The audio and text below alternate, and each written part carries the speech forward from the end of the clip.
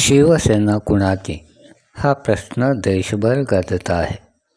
ज्येष्ठ वकील कपिल सिब्बल यांनी उद्धव ठाकरेंच्या बाजूने न्यायालयात केलेला जोरदार युक्तिवाद पाहता हा निकाल उद्धव ठाकरेंच्या बाजूने फिरणार अशी चिन्हे आहेत. पण एकनाथ शिंदेही काही कमी नाहीत. कपिल सिब्बल यांचा झंझावात रोखण्यासाठी शिंदेंनी असा काही प्लॅन आणला आहे की त्यामुळे जरी धनुष्यबाण आणि शिवसेना पक्ष शिंदेंच्या हातातून निसटला तरी शिंदेंना त्याची खंत नाही. काय आहे हे नेमका एकनाथ शिंदे यांचा प्लॅन आणि यामुळे एकनाथ शिंदे हे उद्धव ठाकरे यांना कसे पुरून उरतील हे समजून घेण्यासाठी हा व्हिडिओ शेवटपर्यंत पहा आणि व्हिडिओला लाईक नक्की करा. चला फार वेळ न दवडता मुख्य मुद्द्यावर येऊ. मित्रांनो, गेली 40 वर्ष महाराष्ट्राच्या नसानसात भिनलेली आणि तळागाळात खेड्यापाड्यापर्यंत मजबूत मुळे असलेली बाळ ठाकरे यांनी स्थापन केलेली शिवसेना कधी काळी 2 तुकडे होऊन दुभंगली जाईल असे कुणालाच वाटले नव्हते. पण राजकारणात काहीही शक्य आहे. पक्ष फुटणे हे आपल्या देशाच्या राजकारणात काही नवीन नाही. एका पक्षातून फुटून नवीन पक्ष किंवा राजकीय गट अस्तित्वात येणे हे तसे आजच घडताना दिसत आहे अशातला भाग नाही. अगदी मागील काळात म्हणजे सन 1975 नंतरच्या काळात इंदिरा गांधींपासून ते आत्तापर्यंत अनेक वेळा पक्षफुटीची प्रकरणे घडली आहेत. भारतीय राष्ट्रीय काँग्रेसमधून इंदिरा गांधींच्या काळात काँग्रेस पक्ष फुटला होता. तेव्हा काँग्रेसमधीलच काही नेत्यांनी इंदिरा गांधींच्या विरोधात बंड पुकारले होते. त्यानंतरच्या काळात काँग्रेसमधून बाहेर पडून शरद पवारांनी स्वतःचा राष्ट्रवादी पक्ष स्थापन केला होता. त्यात शरद पवारांच्या पावलावर पाऊल ठेवून अजित पवारांनी शरद पवारांचा पक्ष फोडला होता. अजित पवारांनी शरद पवारांची राष्ट्रवादी काँग्रेस पूर्ण हायजॅक केली होती. परंतु या सर्व प्रकरणात सध्याचे प्रकरण म्हणजे उद्धव ठाकरे यांच्या नेतृत्वाखाली असलेला शिवसेना पक्ष त्यांच्याच पक्षातील उपनेते असलेल्या एकनाथ शिंदेंच्या नेतृत्वात फुटला आणि हा मुद्दा राजकारणामध्ये खूपच भावनिक पातळीवर जाऊन पोहोचला. राजकारणात सत्तेच्या बळावर फार चित्रविचित्र खेळ खेळले जातात. पण काळ परत्वे त्यातील ज्वलंत सत्य चव्हाट्यावर येतच असते आणि इतिहास याला साक्षी आहे. असे म्हटले जाते की यापूर्वी बाळासाहेब ठाकरे यांच्या संकल्पनेतून साकार झालेली भाजप आणि शिवसेनेची नैसर्गिक युती तुटली आणि यासाठी सर्वस्वी उद्धव ठाकरेच हेच जबाबदार आहेत असा भाजपचा आरोप आहे.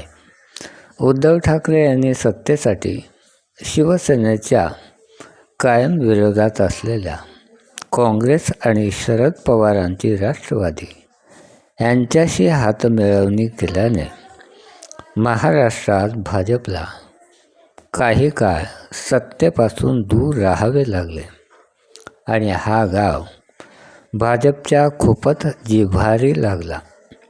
उद्धव ठाकरे यांनी आपला विश्वासघात केल्याची भावना भाजप नेत्यांच्या मनामध्ये निर्माण झाली आणि त्याचाच वचपा एकनाथ शिंदेंना शिवसेनेतून फोडून भाजपने त्याचा सूड घेतला असे बोलले जात आहे. कारणे काहीही असोत, पण सध्या राजकारण अत्यंत खालच्या पातळीवर जाऊन पोहोचले आहे, हे मान्य करावेच लागते. लोकशाही आणि कायद्याचे राज्य असलेल्या देशात अशा प्रकारचे राजकारण कायम निंदनीयच म्हणावे लागेल. आणि म्हणून सत्तेची कितीही ताकद असली तरी कायदा फार काळ पायी तुडवता येत नाही.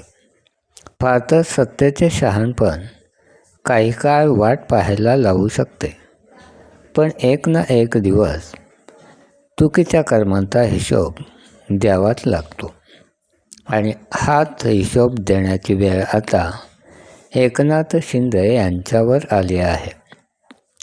शिवसेना कुणाची हे उच्च न्यायालयासमोर स्पष्ट करताना कपिल सिब्बल यांनी या संपूर्ण प्रकरणात कायद्याचा कसा दुरुपयोग केला गेला, एकनाथ शिंदे हे स्वतःच शिवसेनेचे मुख्य नेते कशी बनले आणि ही सारी प्रक्रिया कशी बेकायदेशीर आहे, हे न्यायालयामध्ये इतके प्रभावीपणे मांडले की आता एकनाथ शिंदेंच्या सर्व आशा मावळल्या आहेत.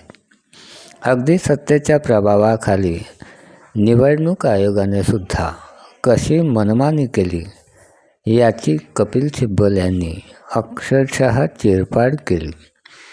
आणि या संपूर्ण प्रकारात बऱ्याच अशा गोष्टी या नियमबाह्य झाल्याचे निरीक्षण न्यायालयाने देखील नोंदवले आणि मान्य केले. आपल्या म्हणण्याला पुष्टी देण्यासाठी अनेक न्यायालयीन निवाडे कपिल सिब्बल यांनी इतके जोरदारपणे मांडले की आता खरी शिवसेना ठाकरेंचीच हे मान्य करण्यावाचून न्यायालयाकडे गत्यंतरच उरले नाही. पण सगळ्यात आश्चर्याची बाब म्हणजे एकनाथ शिंदेंनासुद्धा हे कळून चुकले आहे की भाजपच्या बळावर आपण ही केस आता जिंकू शकत नाही. अगोदरच एकंदरीत देशभरातील वातावरण पाहता भाजपचे तोंड अगोदरच फोडले आहे आणि त्यामुळे ताकही फुंकून पिण्याची वेळ भाजपवर आली आहे.